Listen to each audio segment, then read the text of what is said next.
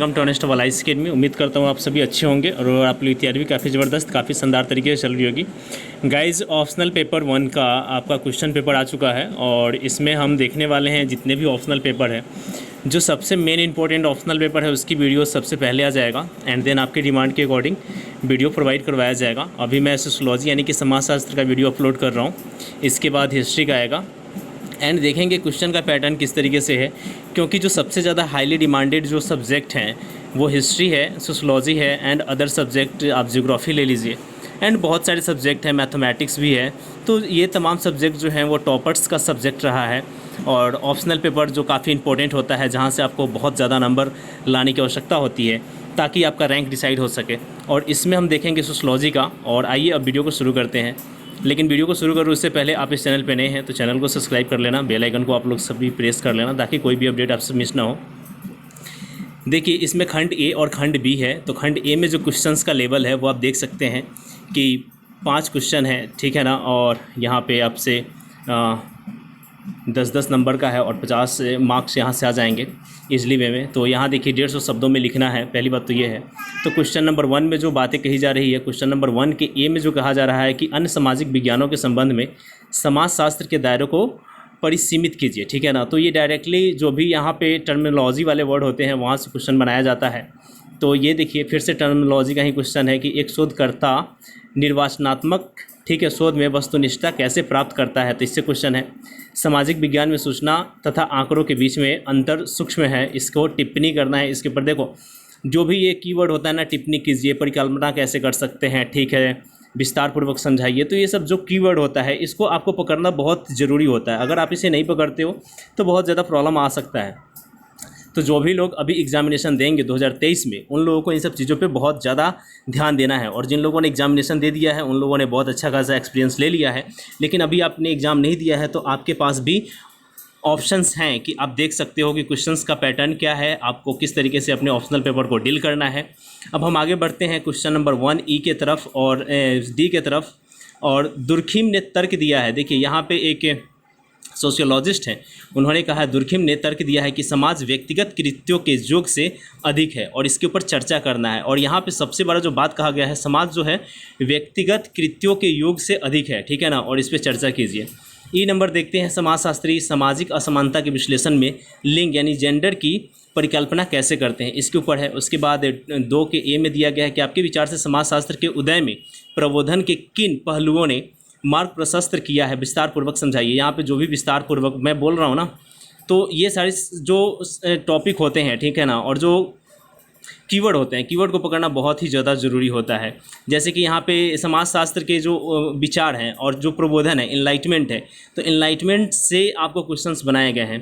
2 के बी में कहा जा रहा है कि विभिन्न प्रकार के, ठीक है ना, विभिन्न प्रकार के प्रसंबोधयेतर प्रतिचर्य प्रविधियों की व्याख्या कीजिए, ठीक है। और उसके बाद 2 के सी में कहा जा रहा है खुली तथा बंद व्यवस्था में सामाजिक गतिशीलता की विवेचना कीजिए।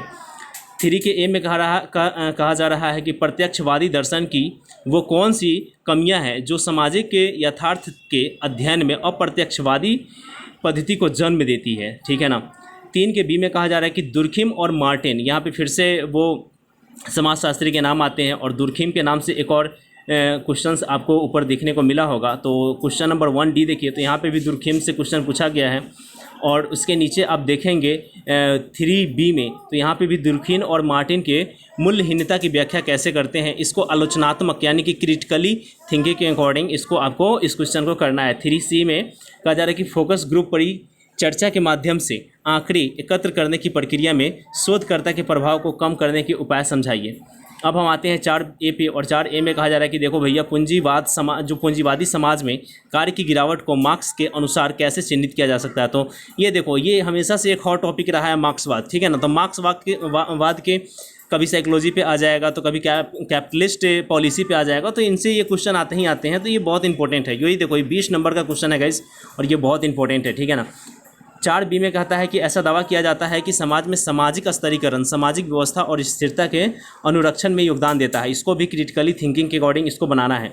4 सी में कहता है कि विश्वसनीयता क्या है और इसे स्थापित करने के लिए सामाजिक विज्ञान शोधकर्ता के लिए उपलब्ध विभिन्न परीक्षणों की व्याख्या कीजिए।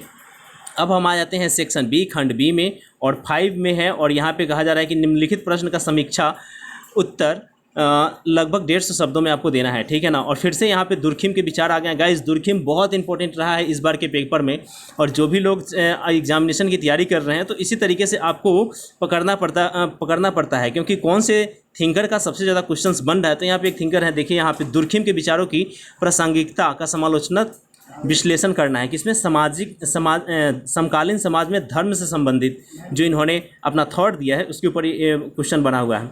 5B में कह रहा है कि परिवार पर विभिन्न सैद्धांतिक परिप्रेक्ष्य की चर्चा कीजिए। उसके बाद 5C में कहा जा रहा है कि विकासशील समाज के कार्य क्षेत्र में नारी की उपस्थिति में वृद्धि के आशय की व्याख्या कीजिए। 5D में कहा जा रहा है कि धर्मनिरपेक्षता के वैश्विक प्रवृत्तियों पर टिप्पणी कीजिए। 5E में कहा जा रहा है कि विकास के परिप्रेक्ष्य में सामाजिक परिवर्तन का मार्ग निर्धारित कीजिए। 6A में आते हैं। 6A में कहा जा रहा है कि मीड के अनुसार, फिर से एक समाजशास्त्री आते हैं, मीड के अनुसार